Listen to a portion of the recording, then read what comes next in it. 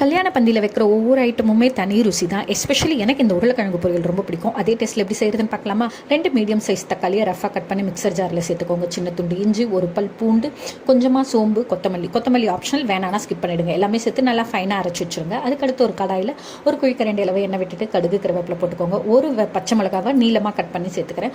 பொடியாக நறுக்கின ஒரு வெங்காயம், அதுக்கு தேவையான அளவுக்கு உப்பு, பெருங்காயத்தூள் போட்டு நல்லா அந்த கண்ணாடி பதம் வர அளவுக்கு நல்லா வதக்கிக்கோங்க. அது நல்லா வதங்கினதுக்கப்புறமா அரைச்சி வச்சிருக்க விழுது மிக்சர் ஜாரில் கொஞ்சம் தண்ணி விட்டு எல்லாமே சேர்த்துருங்க. கொஞ்சமாக மஞ்சள் தூள், இதுக்கு தேவையான அளவுக்கு மிளகாய் தூள் நான் 2 டீஸ்பூன் சேர்க்குறேன்.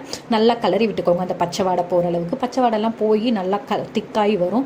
அந்த ஸ்டேஜ்லேயே நான் ஆல்ரெடி பார்த்திங்கன்னா ஒரு 4 உருளைக்கிழங்கு, ஒரு பச்சை பட்டாணி எல்லாமே சேர்த்து வேக வச்சு ரெடியாக எடுத்து வச்சுருக்கேன். ஃபஸ்ட்டு பச்சை பட்டாணி சேர்த்துக்கிறேன். நல்லா திக்காகி வர ஸ்டேஜில் அந்த 4 உருளைக்கிழங்குல ஒரு அரை உருளைக்கிழங்கு மட்டும் நல்லா மசிச்சு சேர்த்துட்டு மீதியெல்லாம் க்யூப்ஸாக கட் பண்ணி சேர்த்துக்கிறேன். இந்த மசாலா எல்லா இடத்துலையும் கோட் ஆகிற மாதிரி நல்லா மிக்ஸ் பண்ணி விட்டுட்டு கார்னிஷிங்க்கு கொத்தமல்லி தூவி இறக்குனீங்கன்னா கல்யாண பந்தி உருளைக்கிழங்கு பொரியல் ரெடி.